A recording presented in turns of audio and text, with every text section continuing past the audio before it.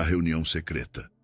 Como os apóstolos se escondiam depois da crucificação, história bíblica, portas trancadas, olhares de terror a cada ruído do lado de fora. Os mesmos homens que andaram com Jesus, que o viram realizar milagres, agora se escondiam como criminosos. Eles tinham visto seu mestre ser torturado e executado de forma brutal, e sabiam que poderiam ser os próximos. Você consegue imaginar esse medo, esse sentimento de que tudo pelo que você viveu nos últimos 3 anos acabou da pior maneira possível? Ele está morto, acabou. As palavras de Tomé ecoavam no pequeno cômodo em Jerusalém. Pedro, o mesmo que prometeu nunca abandonar Jesus, estava sentado em um canto, olhos inchados de tanto chorar. A culpa o consumia por dentro. Eu o neguei 3 vezes, exatamente como ele disse que eu faria. João abraçava Maria, mãe de Jesus, ambos devastados pela perda, mas algo ainda mais perturbador os atormentava. E se tudo em que acreditavam fosse uma mentira, os discípulos se reuniam no andar superior da casa de Marcos, local que Jesus havia usado para a última ceia. Agora era seu esconderijo. Os sacerdotes estão nos procurando, disse Tiago, afastando-se nervosamente da janela. Pilatos entregou guardas para ajudá-los. A tensão era palpável. A cada batida na porta, corações disparavam. Será que seriam arrastados e crucificados como seu mestre? O medo da morte era real, mas o medo de que tudo tivesse sido em vão era ainda maior. Onde está Judas? Perguntou André, olhando ao redor. Um silêncio pesado tomou conta do ambiente. Ninguém tinha coragem de falar sobre a traição. Ele se enforcou, respondeu João finalmente, com voz embargada. Encontraram seu corpo esta manhã. O choque percorreu o grupo. O traidor havia tirado a própria vida, consumido pelo remorso. Mesmo odiando o que Judas fez, cada um deles carregava sua própria culpa por ter fugido quando Jesus mais precisava. As mulheres eram as únicas corajosas, o suficiente para sair. Maria Madalena, Joana e Maria, mãe de Tiago, arriscavam suas vidas para conseguir comida e informações. Os romanos estão vigiando o túmulo, relatou Maria Madalena ao retornar. Dizem que fazemos isso para roubar o corpo e alegar que ele ressuscitou. Pedro balançou a cabeça. Ressuscitou? Como poderíamos acreditar nisso agora? Vimos o que fizeram com ele. Ninguém sobrevive àquilo. 3 dias se passaram. A atmosfera era de luto e desespero. Ele prometeu que voltaria, sussurrou João. Ele disse, destruam este templo e em 3 dias o levantarei. Pedro explodiu. Pare com isso. Volto para a Galileia amanhã, voltarei a pescar. Foi um sonho bonito, mas acabou. As lágrimas escorriam pelo rosto de todos. O sonho do reino de Deus parecia ter morrido na cruz junto com Jesus.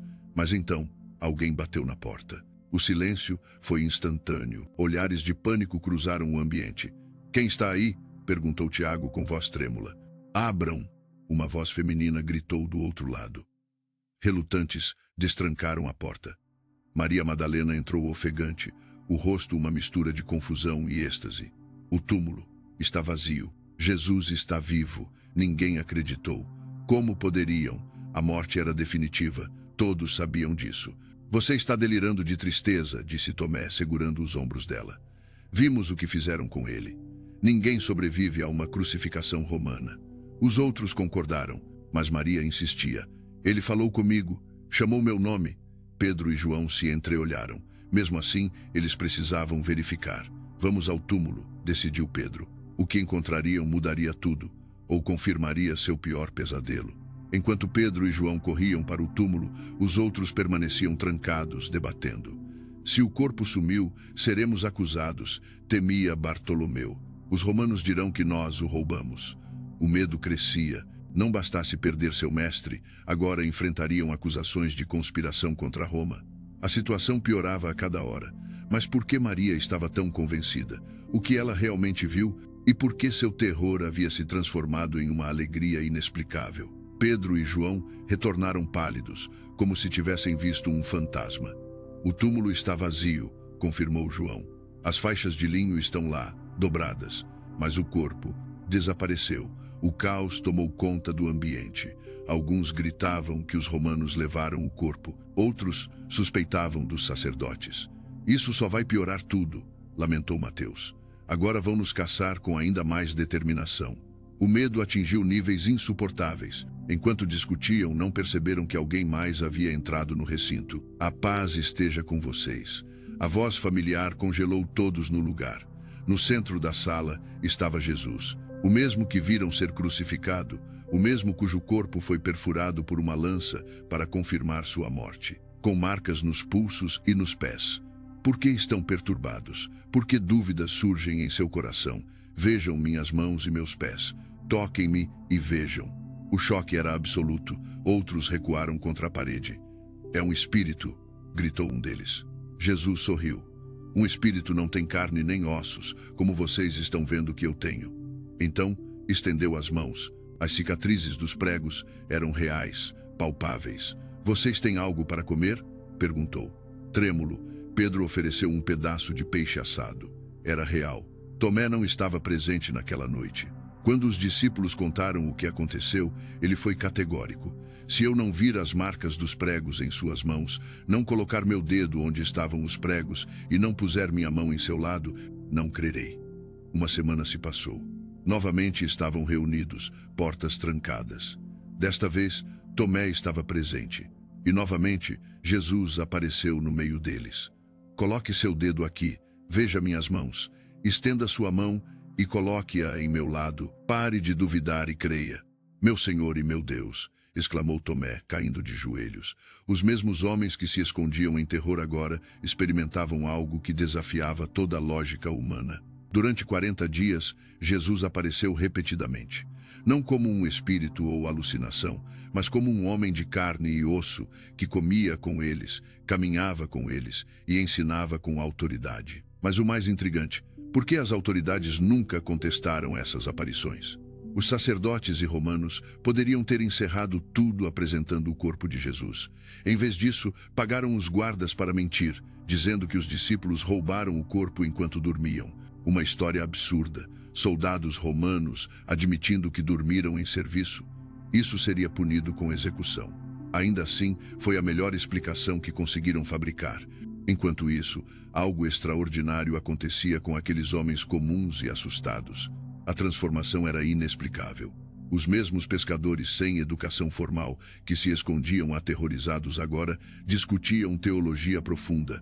Os mesmos covardes que abandonaram Jesus na hora da prisão, agora falavam dele abertamente nas ruas. Pedro, que negou conhecer Jesus por medo de uma serva, agora pregava destemidamente diante de multidões. O que poderia explicar essa mudança radical? Que força transformou homens quebrados e desesperançados em líderes determinados a mudar o mundo? Receberão poder quando o Espírito Santo descer sobre vocês. Prometeu Jesus antes de ascender ao céu diante de seus olhos. 10 dias depois, reunidos no mesmo cenáculo onde antes se escondiam, algo extraordinário aconteceu. E de repente, aqueles homens simples da Galileia começaram a falar em idiomas que nunca estudaram. O medo havia desaparecido completamente. Em seu lugar, uma convicção inabalável. Pedro, agora transformado, levantou-se diante de milhares em Jerusalém. Este Jesus que vocês crucificaram, Deus o ressuscitou, e todos nós somos testemunhas desse fato. 3.000 pessoas se converteram naquele dia. Os mesmos líderes que ordenaram a crucificação agora enfrentavam um problema maior. Como silenciar homens que não tinham mais medo da morte? A pergunta que ecoava entre os poderosos era: o que aconteceu com esses galileus? Os apóstolos foram presos, açoitados, ameaçados. A resposta deles: não podemos deixar de falar do que vimos e ouvimos. Quando ordenados a parar de ensinar sobre Jesus, responderam: é preciso obedecer antes a Deus do que aos homens. O contraste era gritante. Semanas antes tremiam escondidos. Agora desafiavam abertamente as mesmas autoridades que crucificaram seu mestre. E a pergunta persiste: o que poderia explicar tal transformação? Alguns sugerem que foi um delírio coletivo, uma experiência psicológica compartilhada. Mas isso explicaria por que estavam dispostos a morrer por essa alucinação.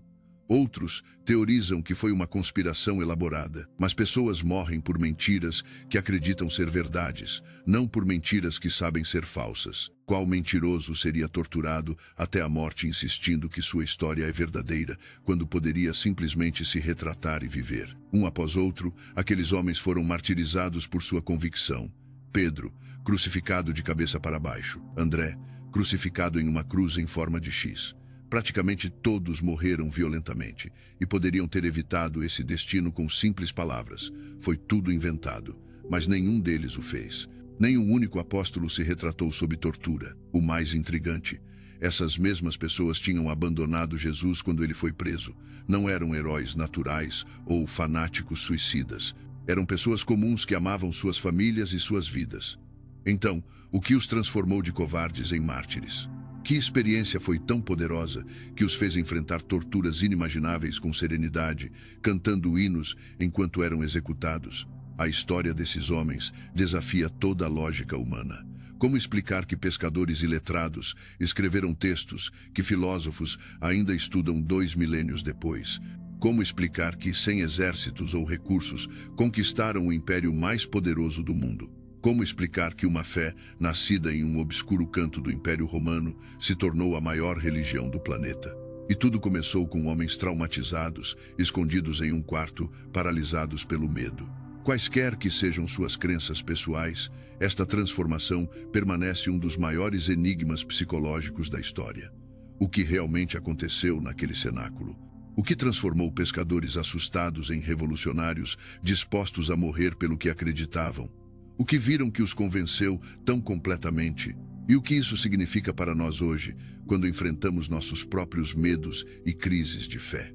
Talvez o mais impressionante seja perceber que os maiores momentos de transformação frequentemente acontecem nos nossos cenáculos pessoais, aqueles lugares escuros onde nos escondemos quando tudo parece perdido. É justamente ali, no fundo do poço, que encontramos a verdadeira mudança. Aqueles homens não superaram seu medo. Encontraram algo maior que ele. E esse é o verdadeiro milagre. Quando o que tememos perde poder sobre nós porque descobrimos algo pelo que vale a pena viver. Quando suas vidas desmoronam, quando seus sonhos são crucificados, quando você se esconde em seu próprio cenáculo de desespero, lembre-se dos apóstolos. Eles nos ensinam que as portas trancadas não são o fim da história. Que o maior fracasso pode ser o prelúdio para o maior propósito. Que mesmo quando tudo parece terminado, pode ser apenas o começo de algo extraordinário. A pergunta é, o que aconteceria se, como eles, você ousasse abrir a porta do seu medo? Esta história não é apenas sobre eventos de 2000 anos atrás. É sobre o potencial de transformação que existe em cada um de nós.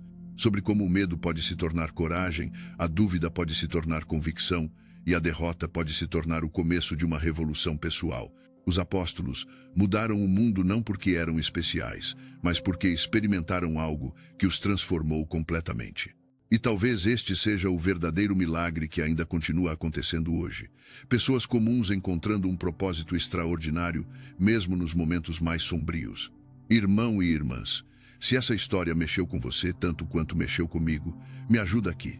Deixa aquele like maroto que me motiva a continuar trazendo essas histórias que transformam vidas. E se inscreve no canal, tem muito mais vindo por aí. Agora me conta, qual parte dessa história te impactou mais? Ou melhor ainda, você já viveu algo parecido? Desce aí nos comentários e compartilha comigo, porque adoro ler cada história de vocês. Deus abençoe sua caminhada.